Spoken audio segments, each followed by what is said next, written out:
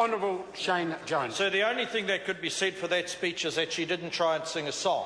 Just when we thought that Paul Quinn's arrival would lower the tone of the House, somewhere, unfortunately concealed in the labyrinths of Parliament, is an office with a Gilmore lock on it, a sturdy Samoan security guard outside, and that's the price you pay for abusing your status as an MP and not fronting up. The less said about that, the better. Now, sir, I am an expert in these matters, and you would be well advised to take the advice from someone who still actually shows the scars. But that's another matter, sir. I want to talk about the proxy for the National Party, given that they're unwilling to go out and actually sell their own policies.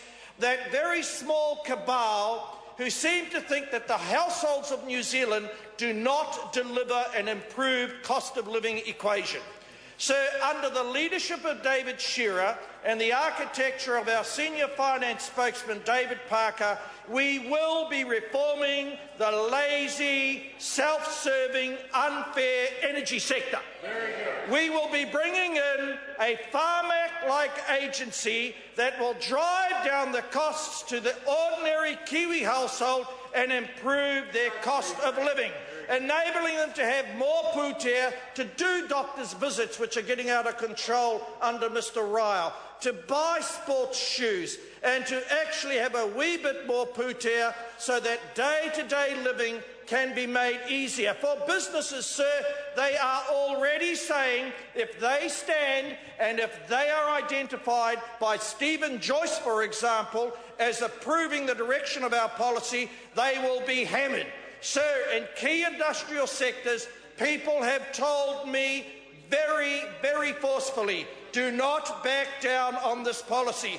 Do not listen to Phil O'Reilly. Do not listen to Mr Barnett. I say to them, sir, they have decided to don the garb of the current government. From this day on, they will be treated appropriately. Now, sir, it's reasonable to have a public policy debate and for advocates from that sector of society to come forward. But don't come back into the political ring on one day presuming that you are, sir, even-handed, and the next day trotting out the diatribes of the government. Where were they, sir? $3.6 billion down the bog hole for finance companies. Never heard a single word from Barnett. Never heard a single word from Phil O'Reilly. Where were they, sir, when the $22 billion, according to Pricewaterhouse, cost has been imposed on society in general for the debacle, sir, of leaky houses? Because, sir, much of that responsibility lies within the stewardship of industry. Not a single word. Sir, we stand up for households, we stand up for equity, we stand up for long-suffering Kiwis, and we get this avalanche, sir, this avalanche of hostility, not based on fact. There's no wealth dissipation or destruction. There is distribution. That's what governments do. That's what we're doing. If it was good enough for John Key to deliver the largest percentage of the tax cuts to a narrow range of New Zealanders, if that's not distribution, what is? If it's good enough for you to manipulate the tax system through policy changes for those distributed purposes, watch this space. We will do exactly the same.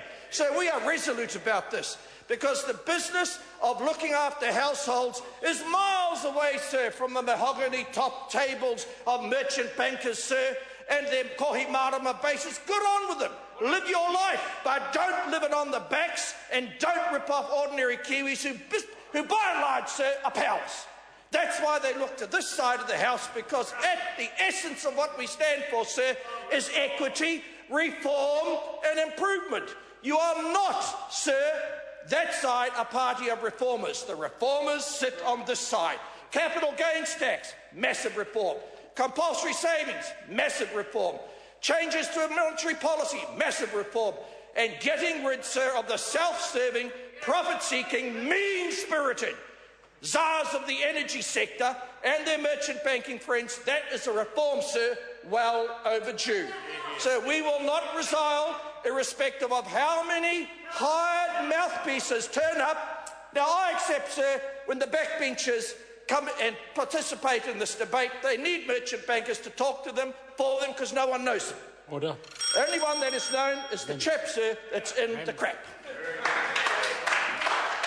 Honourable Tohanare. Mr. Speaker, a mere